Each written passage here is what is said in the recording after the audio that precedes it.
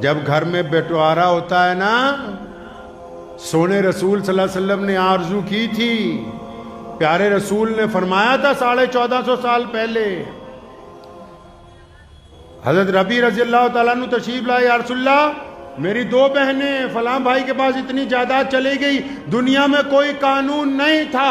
رسول اللہ صلی اللہ علیہ وسلم فکر مند ہوئے، اللہ نے قرآن پاک میں میراث کے اوپر باقاعدہ آیات نازل فرمائی اور یوں فرمایا کہ میرے محبوب میری وصیت ہے کہ بیٹیوں کو جائیداد میں سے حصہ دینا ہے۔ جب باپ مر جاتا ہے تو سارے بیٹے تیار ہو جاتے ہیں اور بیٹی کا کوئی نام لیتا نہیں، نہیں بہن کو کچھ نہیں دیں گے۔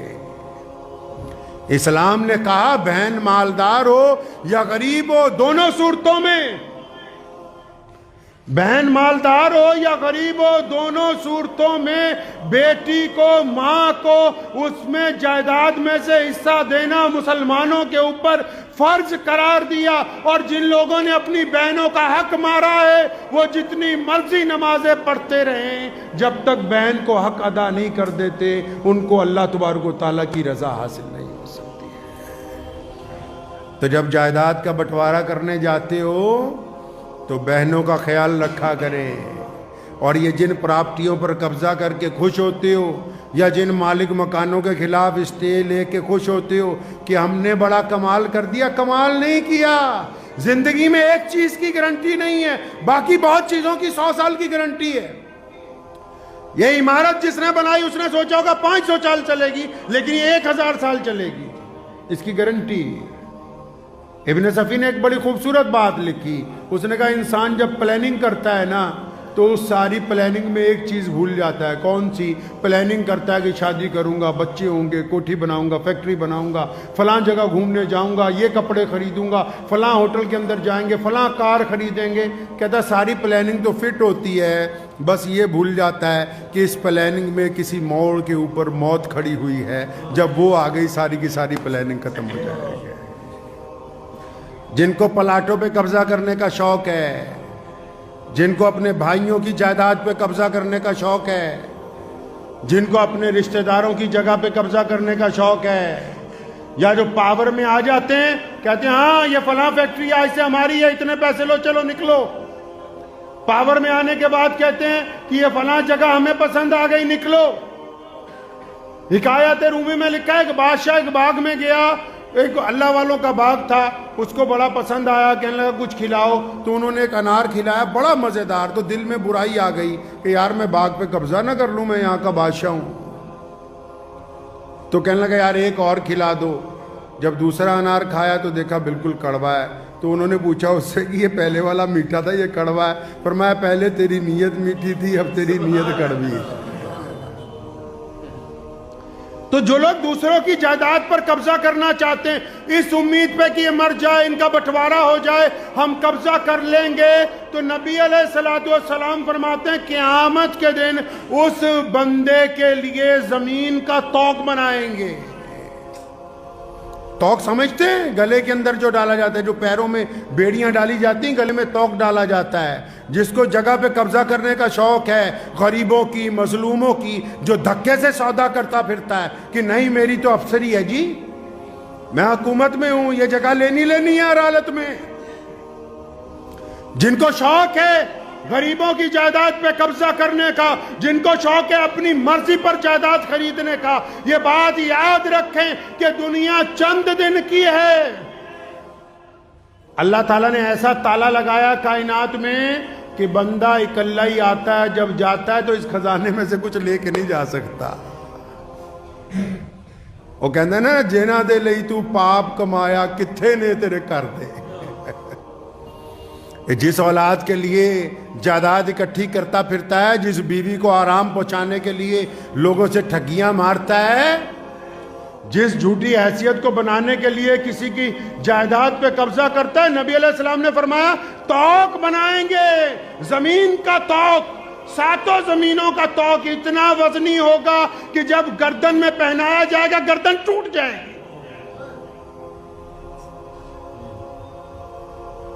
اور کیا کہیں گے فرشتے کہ تجھے بڑا شوق تھا، تجھے بڑا شوق تھا لوگوں کی زمینوں پر قبضہ کرنے کا، تیرے اندر بڑی امنگ تھی کہ ہاں مجھے تو پراپرٹی چاہیے، پراپرٹی پر قبضہ کرنا ہے، پڑوسی کا مکان خریدنا ہے، سامنے والے کا خریدنا ہے، دائیں والے کا خریدنا ہے، چاہے مقدمے ڈال کے خریدا جائے، چاہے پریشر کے ساتھ خریدا جائے۔ فرمایا بڑا تجھے شوق تھا نا کہ ہمیں زمین چاہیے، تو لو اب اس زمین کا مزہ چکھو پھر۔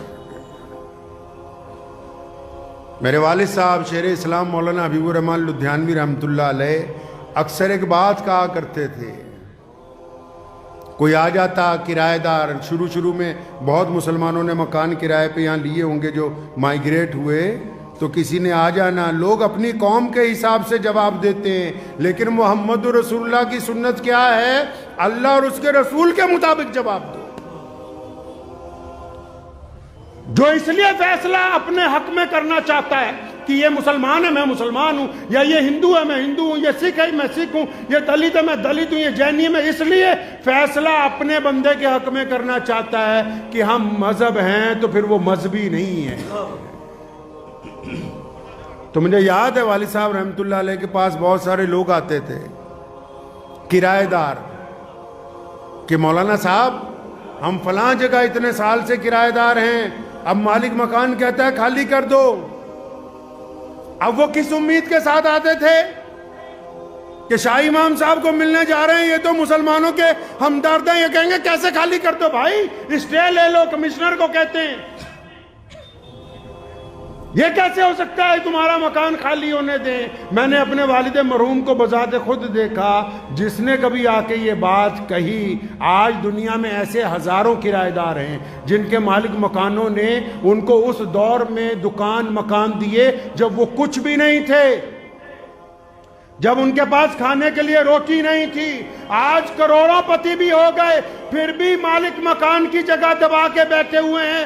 ارے اگر ایک ناجائز جگہ پر مسجد نہیں بن سکتی، وہاں سجدہ نہیں ہو سکتا، تو ایک قبضے کے مکان میں پڑے ہوئے نفل بھی اللہ کو قبول نہیں ہو سکتے۔ یہ کہاں سے سکھایا تمہیں کسی نے کہ جس بندے نے ہمدردی کی ہو اس نے گناہ کیا؟ جس بندے نے 30 سال 40 سال پہلے 20 سال پہلے آپ کو اپنی جگہ چھوٹے سے کرائے کے اوپر دے دی، اس نے آپ سے گناہ کیا کہ جس کی جگہ کی بدولت آپ کروڑ پتی بن گئے، اور آج پھر اس سے اکڑتے ہو، عدالت کا دروازہ کھٹکھٹاتے ہو، تماش بینیاں کرتے ہو، اور پھر کہتے ہو کہ مجھے اتنے پیسے دو تو میں جاؤں گا۔ یہ پیسے سانپ بن کے قبر کے اندر آئیں گے، دنیا میں وہ اولاد بچانے نہیں آئے گی جس اولاد کے لیے لوگوں کے ساتھ زیادتیاں کرتے ہیں۔ اللہ تعالیٰ کو حق مارنے والے لوگ نہیں پسند، اللہ کو حق مارنے والے لوگ پسند نہیں ہیں، چاہے وہ نمازی ہوں، روزے دار ہوں، چاہے دیانت دار ہوں۔ کتنے لوگ ہیں جو بار بار عمرہ کرنے جاتے ہیں، کتنے لوگ ہیں جو بار بار حج کرنے کے لیے جاتے ہیں۔ نبی علیہ السلام نے فرمایا، صحیح بخاری کی حدیث ہے، صحابہ سے پوچھا کہ تمہیں پتہ ہے مفلس کون ہوگا؟ مفلس کون ہوگا یعنی غریب بندہ کون ہے؟ لوگوں نے کہا یا رسول اللہ وہ جس کے پاس پیسے نہ ہو کھانے کے لیے ہو۔ فرمایا نہیں مفلس وہ نہیں ہے۔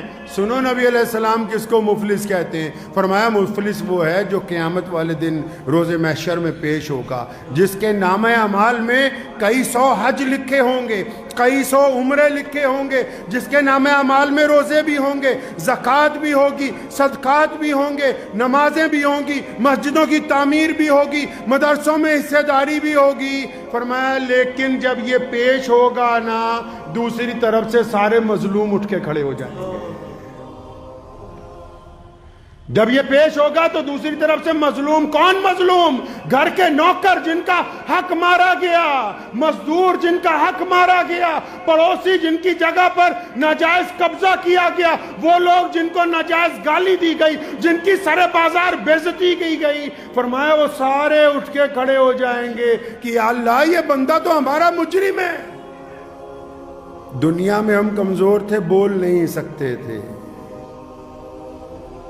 تو کیا ہوگا پھر؟ اللہ تعالیٰ فرشتوں کو حکم دیں گے اچھا ان کا حساب برابر کرو بھائی۔ اب جیسے کوئی آیا کہ یا اللہ مجھے گالی دی تھی سرے بازار، میرا قصور نہیں تھا، لیکن یہ گھمنڈ میں تھا، اس کو شوق تھا لوگوں کی بے عزتی کرنے کا۔ ہاں چلو اتنی نیکیاں، اتنے عمرے لے جا بھائی، تو اپنا حساب کر۔ لوگ آئے جائیں گے، کوئی حج لے جائے گا، کوئی عمرے لے جائے گا، کوئی زکاتیں لے جائے گا، کوئی صدقے لے جائے گا، اتنا مفلس ہو جائے گا کہ جتنی لاکھوں نیکیاں لائیں ساری خالی، اور ادھر دینداری پھر بھی باقی ہے۔ دنیا میں جب دینداری کھڑی رہے تو بندہ مکان بیچ دیتا ہے، کرائے پہ چلا جاتا ہے، بعض اوقات دینداری پھر ختم نہیں ہوتی۔ یہ سب کچھ دے دے گا، دینداری باقی رہے گی۔ فرشتے اللہ سے پوچھیں گے یا اللہ اب کیا کریں، دیندار تو اب بھی کئی باقی ہیں۔ دیکھو کیا دردناک منظر ہوگا، حکم ہوگا کہ پھر کیا ہوا، اگر اس کے پاس دینے کے لیے کچھ نہیں ہے تو جو ان کے گناہ ہیں اس کے کھاتے میں ڈالتے رہو، ان کو خالی کر کے بیچتے رہو۔ سستا سمجھتے ہو؟ محمد الرسول اللہ صلی اللہ علیہ وسلم نے فرمایا جس نے دنیا میں کسی کی جائیداد پر، کسی کی زمین پر، اور جائیدادیں چھوڑو، رسول اللہ نے بات کمال کی ہے۔ پیارے نبی علیہ السلام نے فرمایا جس نے ایک بالشت، ایک فٹ جگہ، ایک انچ جگہ، جس نے ایک قدم کی جگہ، جس نے بس 4 انچ جگہ، فرمایا جس نے ناجائز قبضہ کر لیا کسی کی جگہ کے اوپر، قیامت کا دن ہوگا۔ دنیا میں تو ذلیل ہوا ہی ہوا، دنیا میں تو اس لیے ذلیل ہوا، پڑوسی کہتے ہیں دیکھو دبنگ ہے، ہماری جگہ پہ قبضہ کر لیا، ہم کچھ کہہ نہیں سکتے۔ دنیا میں تو جب آگے سے گزر جاتا ہے لوگ پیچھے سے برا بھلا کہتے ہیں کہ بدماش ہے جی، اپنی سیاسی پاور کی وجہ سے ہمارے سے دھکا کر رہا ہے۔ دنیا میں بھی ذلیل ہے۔ فرمایا آخرت میں 7 زمینوں میں دھسایا جائے گا پہلے۔